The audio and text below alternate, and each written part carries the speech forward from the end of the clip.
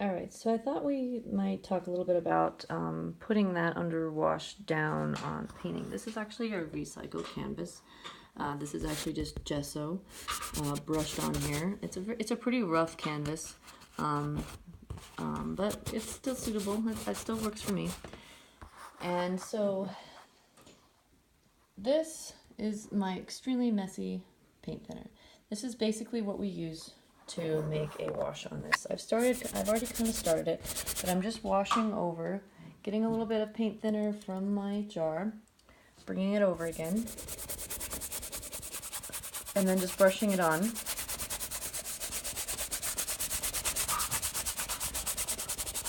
And I'm just gonna, I mean, this looks thick right away. This looks like it might be kind of hard as an underpainting right off the bat, but obviously it's pretty warm. This is sort of a makeshift Venetian red that I made from all this way too much paint that I have on my palette. And then I'm just gonna keep brushing it, brushing it, brushing it, brushing it, brushing it, brushing it. Oh jeez, cats are everywhere. Oh, God, go away. Go away. Right. So, whoops, sorry, don't even have the camera there. Phone over. Alright, so I kind of have this isn't enough, obviously, but what I'm gonna do now, see, this is kind of to give you an overall impression. This is all I have on it right now, but I'm gonna go ahead and just take a rag and just distribute it the rest of the way, just wiping it around. That way I automatically avoid getting too much paint on here. Getting too much paint on here with an underwash is definitely a big mistake, because then you're going to be very much hindered right off the bat with the too wet, too fast kind of dilemma. And if you don't get all of the canvas covered right away, that's okay. Just take some of your brush and kind of go heavier on the paint thinner. Brush it around. Keep going, right? Yeah. It doesn't have to be completely filled, I guess, you know. I mean, it's just sort of like as best you can kind of deal.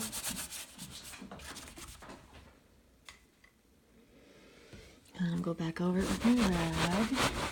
You see, quite a bit of it comes right off, and that's okay. That's much better than having it go too thick, too hard, too fast, right? So we're just gonna go thin it down, calm things down a bit, and then we kind of have like an overall red tone that's kind of, it's not consistent necessarily, but that's okay. We don't need it to be consistent necessarily. We just need it to be there. So the next thing that I'm going to do is go ahead and just start. But now when I start on this, you're going to see that because I started with such a thin coat of paint here for my underpainting, I'll put my camera here so it stops wiggling around with my craziness. You can kind of see it there, sort of. Okay. I'm gonna just take a little bit of paint on my brush. This is actually blue, ultramarine blue and white that I have here. And see, it works. It goes over there. It doesn't necessarily mix too hard. I could see that it's dimming my blue just a little bit, but nothing serious. Because this paint that I put down is wiped down hard enough that it's not in the way. So what I'm going to start right now, because I know last time I showed you me starting the dog portrait, but I think that not most people are going to be working with portraits right off the bat. So I'm going to kind of show you another way to begin a painting if you're painting something like a landscape, which is what I'm going to actually go for right now. All right, so that is my skyline right here, and before I set anything else, even before I go with setting my general set of intentionality in my work, I want to set my skyline. And in landscape, that is super important, figuring out where your skyline is, because that is going to dictate where everything else in your landscape is going to happen. So once you have that line in, I just put the sky in right away.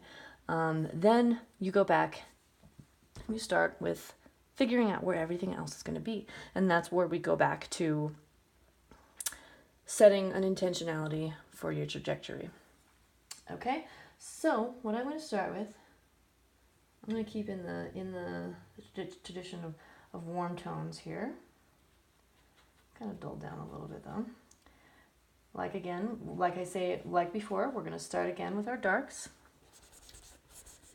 So this is a dark, right? Dark. And then this is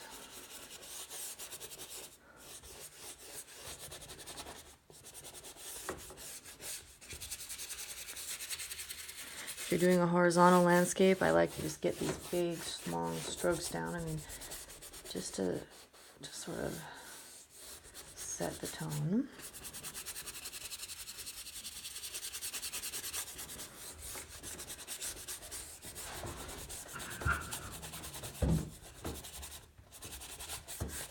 Now this is typically the pace you should work at. Going super slow like this, say like you were just being really super careful, like you really just didn't want to mess anything up, like I don't know why, but you would just say you were being really careful. How long would this take you doing this? If I didn't do any of this yet, because I was starting with this technique where I was just sort of just carefully brushing along, how long would that take me? It would take me more than 16 weeks, let me tell you that much right now. So don't worry about these initial stages. These initial stages are very much just blueprint stages, draft stages. It's like writing an essay. One of my students compared it to writing an essay, where you start with a very generalized draft. You get your introduction in, your main idea, and then you continue with whatever research bit you put in there or whatever narrative bit you put in there, and then a conclusion. And when you have all those parts put together, very much like you would in a painting, then